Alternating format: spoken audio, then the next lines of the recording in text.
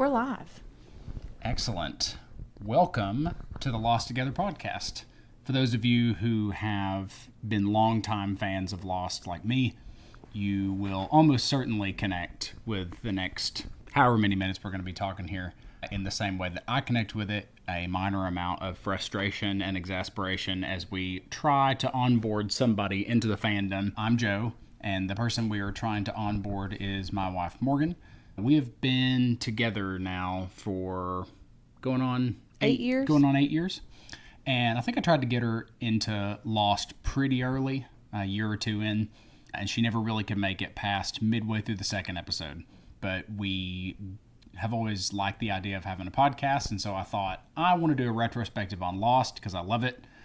And I'm going to convince Morgan to do the thing that you have to do on virtually every show and just get through the pilot to the interesting bit. So that's what this podcast is going to be. You Losties who are listening, is going to be my effort to convince Morgan that Lost deserves a spot among the best TV shows ever produced. We'll get her to do recaps of episodes, and we'll have her do predictions of the next episodes, and we'll rate those predictions and just have a great time along the way. Are you excited to become a ridiculous fan of another TV series that's not The Handmaid's Tale? Here's the thing. I'm pretty sure this is my third time, possibly my fourth time, trying to get into this show, and it just does not tickle my pickle. It doesn't. And sure, that would be great if I could have, because you told me there's, 120 episodes of this? That's right. Love that. 121, technically. Love that. It would be great to have another thing that I could turn on and be entertained, because, The Handmaid's Tale doesn't come out till next month. I got to find something to fill my time. You're going to be very busy with 121 episodes. One of the things that I've run into as I've tried to get her into Lost is the first episode, pilots are not great. Okay, I don't think I've ever seen a pilot for an episode of any show that was incredible. Probably the closest to a really good pilot was Breaking Bad. Yeah. Right? So. Yeah, I was hooked immediately. And the difference between Breaking Bad and Lost, with Breaking Bad, I was still desperately trying to impress you. Mm-hmm. So it was just a really good thing for me personally that Breaking Bad was incredible. Absolutely incredible. Great from the first episode, so good. By the time we got to Lost, I was feeling pretty secure here. So I was like, you know what? I'm not willing to invest in this because I don't like it. That's the difference. And to be clear, what fundamentally have you not liked about the pilot the first 2 or 3 times you've tried to get into the show? I don't like show, and I understand why they do it this way, and it's supposed to be an immersive experience. They want you to feel like you're there in it, but I hate this about shows, movies, and books. When you just get thrown into chaos and you have no idea what the hell's going on, but that's part of the story, is neither does anybody else. But I need a little bit of exposition, a little bit, because that's why I couldn't get into Game of Thrones, is because I made it through the first season and I had no idea who anybody was. I didn't know anybody's names. There were too many places. All I knew was there was Jason Momoa and Peter Dinklage and that brother and sister that were having sex. And that was the whole show, because I couldn't keep up with it. It's confusing. There's too much happening. And that's how I feel about this first episode of Lost. It's just chaos. Everybody's screaming and hollering. Yeah, and I think one of the other things you deal with in Game of Thrones is that those are all made up completely places. So you have to learn an entirely new geography. Meanwhile, you know where Australia is, which is a big part of Lost. You know where Los Angeles is, which is a big part of Lost. Mm-hmm. And these people don't have magical powers, and none of them are Jason Momoa with a crazy amount of tattoos and a weird beard. They're just regular people doing regular people stuff. So I think should be a little easier to connect to. Yeah, hopefully. That's about it for a little bit of an intro here. I think I just want to get right into it. So we're going to, as a matter of course, we're going to get Morgan to do the recap of the episodes. Thought about just reading the recap, the plot summary from Wikipedia, but I think it's going to be infinitely funnier and more entertaining to get somebody who doesn't enjoy it yet to do the recap. And it'll be even better once she starts enjoying it and just gets excited to do the recap, which I promise you will happen by the middle of season 1. That's my prediction. How many episodes are in season 1? Ooh, I'll have to do a quick look up on that. I think it's 30 God, something. so I gotta suffer through No. 25. What's half 25? 11? I'm saying you'll be super excited by the middle. I think you're going to like it by probably episode 3 or 4. Oh my God. Let's go ahead and do the recap, and then I'll give you an interesting factoid about the pilot episode. So our episode appropriately titled Pilot. If you want to look it up on social media, we're going to title our episodes the same as the episode that we're reviewing. This will be Pilot Part 1, which you can find on Netflix currently. It hasn't always been on Netflix, and you can always find it on Hulu. You can go to there if you want to watch along. I'd like to encourage you, if you have seen the show, go ahead and rewatch the episode. And if you haven't, watch along with Morgan and really try not to look up spoilers. Don't look up what happens by the end. Don't look up what happens in the season. And see how accurately you can predict the stuff that's going to happen in the show. So take it away for a recap. Okay, so we open with what I wrote. I'm just going to go chronological here with my notes. So my first note is Bamboo Man in a suit with a dog. We learn later his name is Jack. He's a doctor. And I've got circled with 2 question marks. Hero? Is he a hero? He's very helpful.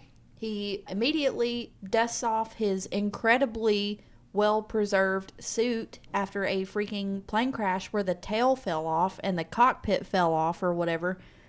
He's looking real good for having been in a plane crash. That's another note that I have here. He's got 2 little scratches on his little face. It's evident that he's going to be like the resident hot guy in this show. So you meet him first. Then we meet our hot seamstress, Kate. And I called her the hot seamstress because she said that she made drapes and also she sewed up a human being. I don't think making drapes makes you a seamstress. Do you know how to make drapes? Can you sew? I don't, but I can use a plunger on the toilet, and that doesn't make me a plumber. Whatever. I think that if a person... Okay, yeah, you can, but you can't create. That's the difference. Well, I don't know how much plumbing is creation as much as it is just fixing clogs in a toilet and Whatever. issues with pipes, but respect plumbers. Whatever. Yeah, Kate, super hot seamstress. Obviously, there's some chemistry between her and Jack immediately. Maybe she's a chemist. Oh, good one. Ooh. And Jack and Kate, while she's sewing up the hole in his side, he's telling a story about when he was he was like in his residency as a doctor, and he was doing a surgery on a 16-year-old girl, on spinal surgery, and he like cut her duodenal sac, which I don't know what that means, but it sounds like it's really important. And he said, and I quote, "Her nerves spilled out like spaghetti," which was pretty freaking gross. What a yucky visual that is. So he gives himself five seconds to freak out, and then he gets back to work or whatever. And then Kate goes, "If that was me, I would have just run away." And he goes, "I don't think that's true." So that's that. So obviously there's some stuff going on there. We got Pink Suit Lady. She's in like a silk pink outfit, and she gives the vibe of a privileged person. She's got blonde hair. She's real pretty. She is for sure that there's going to be a rescue. At one point, she's sitting on the beach painting her toes. Trauma response? Maybe. Just trying to have some normalcy. I don't know. But I think you said her name is Claire. Shannon. And so, yeah, she's traumatized by that time she was abducted, and Liam Neeson had to save her in a different movie. Oh, is that his daughter? Yeah, from Taken. I will find you. I'll find you, and I will kill you. We've got that dumbass who's flying 8 months pregnant. That's Claire. Where is her doctor? So it will be explained. Dummy. Great question. She should not be in the air at 8 months pregnant. And now your dumbass is about to have a baby on a deserted island with some turbine dinosaur monster out in the woods. In fairness, I think she probably didn't plan for the plane to crash. It's pretty rare. Yeah.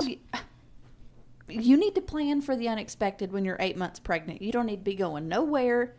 You need to lay down, build that baby, get it out, because you're almost at the finish line. Why would you get that close to the finish line and then sit down? Stupid.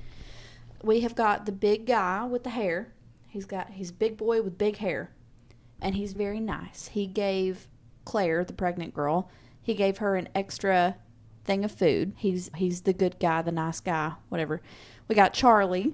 Charlie is a band member of a band called Drive Shaft, but he doesn't say shit about the rest of the band. Why are they not on the plane with him? Why is he by himself? Did he get kicked out? He's given me, like, reject vibes. Maybe he used to be in Drive Shaft and he got kicked out, but he's still hanging on to that, yeah, I'm the bassist or whatever, even though he's not anymore. Also, I don't know. That's not a fully formed thought. I'm going to let that one go. He also was taping up his fingers and he wrote Fate like a real badass. Fate. We've got the reclusive Koreans, and I know that they're Korean because of the subtitles, but the Korean lady looks meek, and the dude that she's with, I don't know if it's her dad or her husband or her brother maybe, but he's a dick. He's yelling, he's being mean, and she doesn't look like she's with that vibe. There's them. We got the guy from the show Them and his son, which his son is, I don't know, maybe 8 or 9. That is a nightmare scenario. Getting stranded on a deserted island with your freaking kid like that. Ugh. And then Saeed is probably a Middle Eastern man. He seems very practical. He's building a fire to try to signal help. But later, we meet the pilot who says, we're 1,000 miles off course. They're looking in the wrong place. Also, there's 48 survivors on this plane, which is nuts. I'm pretty sure that Sully Sullenberger, was that his name? Yep. Yeah. He's like the only pilot that has crashed a plane that had like a shit ton of survivors. 48 survivors. And that's another thing I don't like about this show. This is, let's see, 1, 2, 3, 4, 5, 6, 7, 8, 9, 10, 11 people. We've met 11 of 48. This is given Game of Thrones. Bear in mind that even Game of Thrones had background characters. Well, that's true. Another guy, 12, Creed, that creepy dude that had the orange in his mouth. The bald guy. Yeah, he reminds me of Creed from The Office, so that's his name. Yeah. Yeah, he's a total weirdo. So as a rule, I will tell you the names of people whose names have been said so far, but his name has not been said so far. So Creed is fine for now. Okay. Everybody listening knows who you're talking about. Okay. So yeah, he's a total weirdo. Yeah, my next note, turbine dinosaur monster with a horn. Mm-hmm. And it pulls the pilot out of the cockpit and then leaves his chewed up body in a tree. It's obviously huge. It's knocking down trees all over the place when it's, out doing its... what is that cryptid? Siren Head? It sounds like Siren Head. Yeah, it does. Yeah. It sounds a little like Siren Head. Yeah, sure. So we got Siren Head dinosaur out there screaming in the woods. Yeah, that's it. We were thrown in the middle of the chaos. We halfway met 12 people, and here we are. And don't forget that toward the end of the episode, Jack and Charlie and Kate wandered into the valley to try and find the pilot. To try to find the transceiver. Oh, yeah. So that was the last thing that happened in the episode, is they sneak out and they go to try to find the pilot and the transceiver, and they find the pilot, who ostensibly is dead. He's chewed up and mangled in the top of a tree. No, that's where he ends up, but they find him in the cockpit. That's what I'm saying, but he's definitely dead. I meant dead. They thought he was dead when they found him. Oh, yeah, and he miraculously wakes up, and he's okay. Yes. He's fine. He wakes up, they get the transceiver, they run away from I will use your words until you learn what it's called, the monster. The turbine dinosaur monster. Turbine dinosaur siren head monster. Yeah, machine elf baby out there. Yeah, I think that's DMT stuff. I'm not sure they're... The machine elf thing? Yeah, it is. That's DMT. So that's pretty much what happens in the first episode. They end up running away from the monster. They get away from the monster, and then they see the dead pilot in the tree, and they go, what kind of thing could have done that? And that's the end of the episode. Yeah, and somehow or another, I can't remember exactly. I think maybe Charlie gets stuck, so Jack goes back to help him, and Kate is, like any sensible human being, still running. And then she realizes, oh no, I've been separated from my group. So then she hides in a tree and counts to 5. So cute.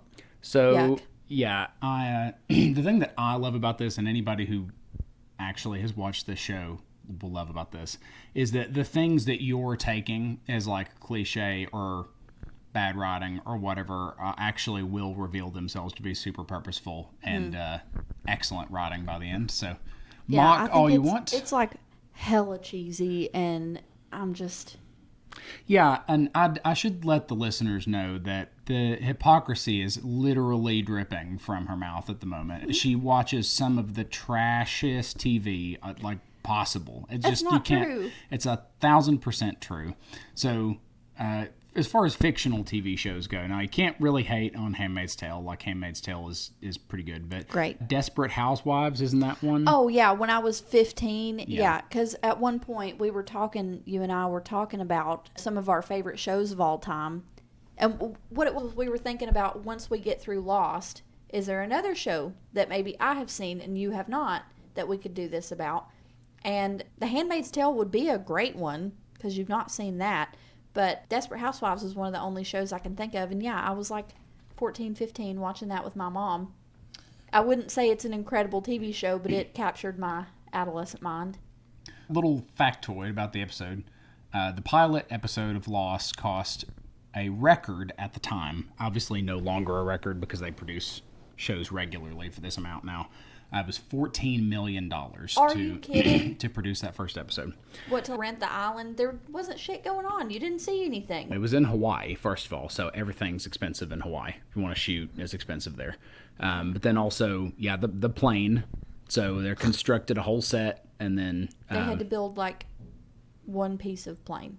So don't forget, it was 2004, and there was a ton of actors in this show. So they got to pay the actors. There's 48 of them. There are not. There are a handful of actors and a bunch of extras. So there will not be 48 distinct character arcs, I promise you. So yeah, $14 million, a record at the time. So general thoughts on the episode. I'll give mine as somebody who loves the show. The pilot, which is funny that all first episodes for the most part are named pilot, but it's pretty aptly named in Lost since it's about a plane crash and also a pilot dies at the end of it. So, aptly named. But the pilot is not my favorite pilot episode of any show. I would say that it's a good episode, but that's because I know what happens. So the setup is excellent. Every character is set up excellently for their story. So there's not a line wasted, no kind of poor setup, and actually even better than I remember because I took some detailed notes based on knowing these characters' arcs and where they head, and I'll get into those in a minute, just point some stuff out. Since you saw the episode, I feel okay pointing them out, but just general thoughts on the episode for you as you're looking at it more critically now and not just trying to impress, as you said. Yeah. Again, it just feels annoying because I don't know what the hell's going on. I also, like, the fact that there's 120 something episodes, it makes me worry that all the episodes are going to be, like, way overly drawn out. Just like this one, like, am I literally going to be confused, like, the whole time?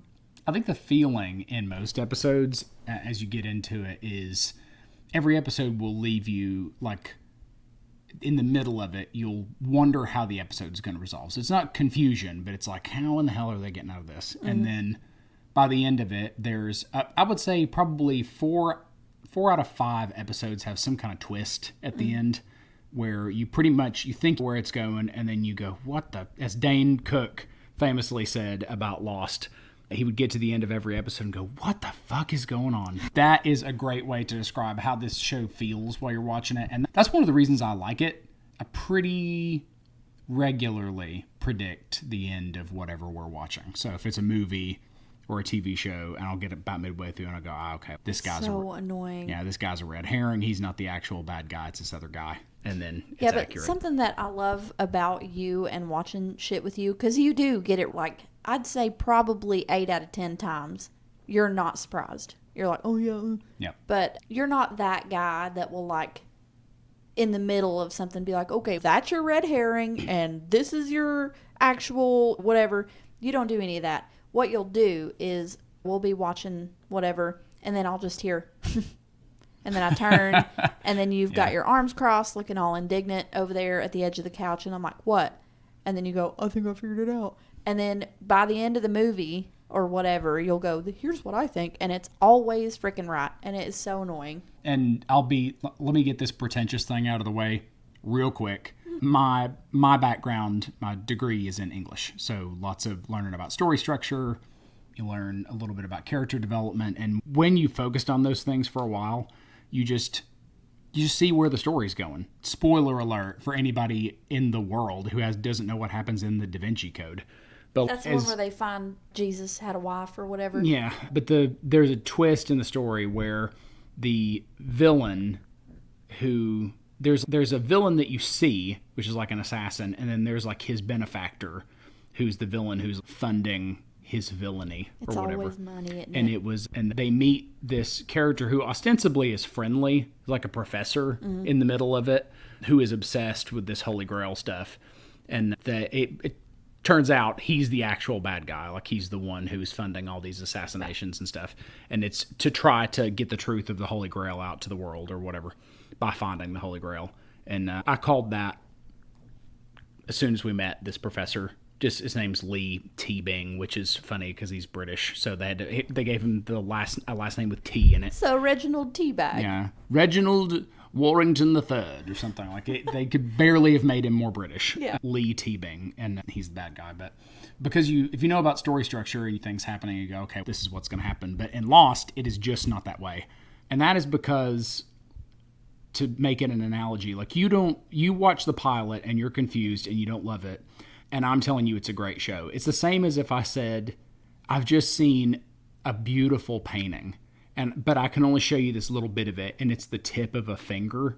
And you go, that's stupid. That's not the best painting ever. And then when you zoom out, it's the ceiling of the Sistine Chapel. Okay, so well, that's a fantastic analogy. It's really good.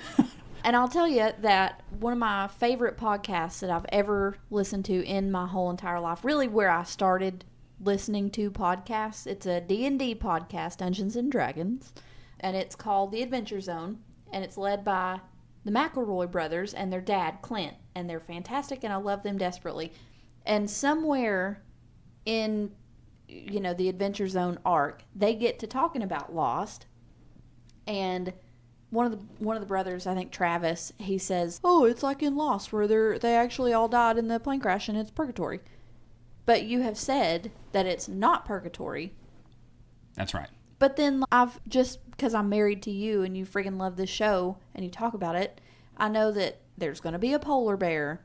And you made me watch that thing about the numbers where there's like a dude in a hole somewhere on the island and he has to put the numbers in or the world's going to end. What the hell? Yeah, I get it. It's not purgatory. The writers, just so you know, that's just a common misconception. I think the guys from the Adventure Zone were probably just quoting like a really widely held theory that was on at the time. I don't know. Lost They was said on. they watched it. Literally, they don't know better than the creators of the show who wrote it, who are saying, Okay, Travis McElroy, if you're listening to this, my husband thinks you're dumb. Griffin's cool. Love Griffin. So I love them all. I love actually. Travis too. I love in case, all of them. on the very obscure chance that the McElroys listen to this, I like all of you. I promise. I love all of you. I just like Griffin most. No, I'm not biased. So we got some thoughts on the episode. So let's talk a little bit about the characters, then we'll get your predictions. Okay. So a couple of things that I wrote, which I won't spoil anything, but stuff of note for me. I think it's interesting that he is snarky. So he gets out of the jungle and he's in control. Who? Jack. Oh. And he's trying to help everybody out, which is pertinent. But also when Boone is doing terrible chest compressions and trying to revive Rose, who's knocked out. Oh, she's Yeah. the lady whose husband was in the bathroom. Yeah, Boone suggests a tracheotomy. Yeah, with And- Penn. So something to note about Boone too. This just ties in, but he's trying to help. Like he's trying to give CPR. He recommends a tracheotomy, which is ridiculous, but he still recommends it. And Jack's okay. Go get me pins. And so then he goes and finds 5 or 6 pins. Yeah, he's give got them a to whole Jack at the end. fistful of them. And Helpful, then- resourceful. Yeah, and then so Jack is snarky to him at first. Consider giving that license back, his lifeguarding license, because he can't yeah. do CPR Right. But then ultimately shows pretty good leadership skills and sending him off to just make him feel good and like he's helping, but get him out of the way. Boone also tries to give Shannon a chocolate bar because he thinks that she's hungry. And she will not take the chocolate bar. And she's, I'm not going to start eating chocolate now because she's on a diet or whatever. That's Pink Suit Lady. Yeah, Shannon. Yeah. And so 2 times Boone has tried to help and has been shut down by the person who he is trying to help. That's important. Is that going to be his villain origin story right there? It is. Okay. Hold not on. a Pause. villain origin story. Pause. What? What? Okay.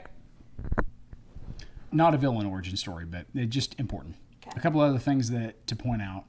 We've got Saeed building a fire, which is important. So he practical. is, very practical. And I don't know if you saw the fire. The thing that I wrote down about it is it's not just a fire. No, it was a bonfire. He had big logs. Yeah, huge and built correctly. So it's built like TP form. Yep, it was a good-looking fire. And then, so Kate. Was I right about Pink Suit Lady being like privileged? Oh, yeah. Yeah, okay. 100%. Okay. Kate shows up out of nowhere. So you haven't seen her in the whole episode, and she just pops out of the trees. Yeah. That is something worth noting.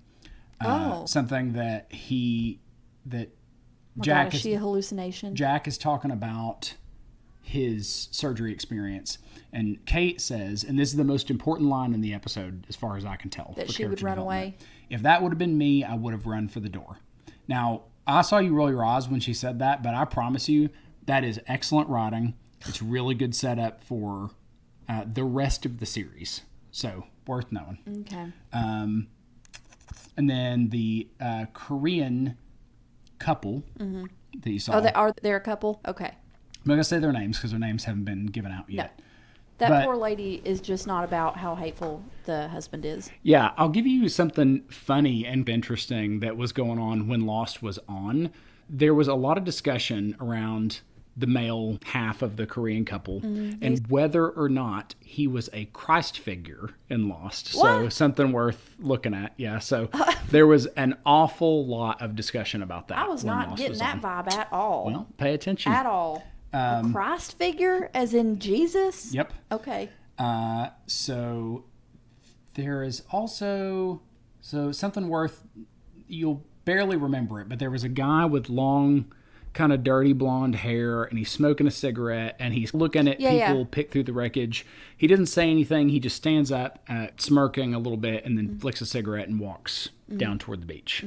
So something that I noted about that character, whose name hasn't been said yet, so I won't say it, is he is sitting on the outside of everybody else trying to gather and be helpful, and only then decides to come in. That's worth noting. And the bald guy, Creed, as you saw, him sitting out in the rain while everybody else was taking shelter from the rain. Yeah, he's like grinning. He's not just sitting out there. He's like loving it. Yep. So also worth knowing, really excellent setup. So let's get your prediction for what's going to happen in the next episode. And I'll give you a rating. I wanted to make it interesting, so instead of 1 through 10 or 1 through 100 or whatever, I'm going to do 1 through 50 just to give myself a challenge here. Damn. And then, so the closer to 50 you get, the more accurate the prediction is. What do you think is going to happen in the next episode? Okay, just because we now have, there's the forest with the monster cockpit. They've still not found the black box. I don't know why the hell when they were at the plane, they didn't look for the black box. Instead, they got that stupid walkie-talkie that doesn't work. The transceiver or whatever. Because the black box doesn't send a signal. What the black box will tell you is you've got to go get the black box from the wreckage, and the black box will tell you what happened when you get it. They don't know where the plane is because according to the pilot, they went 1,000 miles off course. Yeah, okay, fine. So all right, that's why. Okay. Anyway, there's shit out there, obviously. So what's going to happen is they're going to split off into 2 camps of decision. Go out into the woods or stay on the beach and wait for help, because everybody else, only Jack, Kate, and Charlie know how far off course they are and what kind of trouble they're like actually in. I think they are going to probably want to go, not just wait around, and there's going to be other people who want to stay on the beach, stay visible, whatever. We're heading towards a split in decision here. I'll give you a 42. Okay. Out of 50 for that, so pretty accurate. Classic. It's a classic conundrum. And another, what I want to do as a segment going forward is just a big picture prediction. a segment called "What the Fuck Is Going On," all on Dane Cook. That is named well. I like it. So what the fuck is going on? He said. So what do you think? Big picture. What's going on with this island? It's not purgatory. Okay. I don't have a clue because I know, like I was saying, about that fucking polar bear, and we're in Hawaii. It's not actually Hawaii. It's where they shot the show. Okay, whatever. A tropical island. I've yet to see a polar bear that lives on a tropical island. I don't know what the hell, but I don't know. I'm not supposed to know about that, but I have seen that before. I don't know. This is some kind of magical circle of hell that they're all in, with a turbine monster and polar bears, and the end of the world can happen on this island or whatever. Mm-hmm. I'll give you a 16 on that. That's terrible. Yeah, there's just so much. Yeah. So it's not the lowest score. It's not a 0. Aspects of that, correct. So it's a magical circle of hell island. Anyway, going forward, we have set up an email, and we're going to set up some social media. The email is losttogetherpodcast, all one word, @gmail.com. And then we'll set up some social media for you guys to reach out on if you've been listening, to have your questions or commentary on the first episode, and we'll read it in a segment which I will call Messages in a Bottle, which we'll read in the next episode. So good. About the previous episode, or questions about upcoming episodes, commentary about upcoming episodes, etc. Or just let us know if you like this and think it's cool and funny and something that we should continue to do, which we're going to do anyway because we don't actually care much about what other people think. We just kind of do what we like. I don't think I'm quitting my day job. No, God, no. I will say that if you go to the Facebook page, which you can just search Lost Together, and it's one of the only pages that you can find. Yeah, it's literally just called Lost Together. And it's got an avatar for the profile picture. I am bald, but I'm not that good looking. I disagree. And I'm not nearly as cute as my little avatar girl. Definitely disagree. Cuter. But anyway, we will, by the end of this, Morgan will be a mental fan just like the rest of us. Losties, thank you so much. And newbies, please continue watching and listening. I promise you're going to like it. You can send your predictions in. I will know if you looked up spoilers, because it is impossible for you to get this 100% right. So send in your predictions. Can't wait to see them. And we thank you for listening, and we'll see you in another life, brother.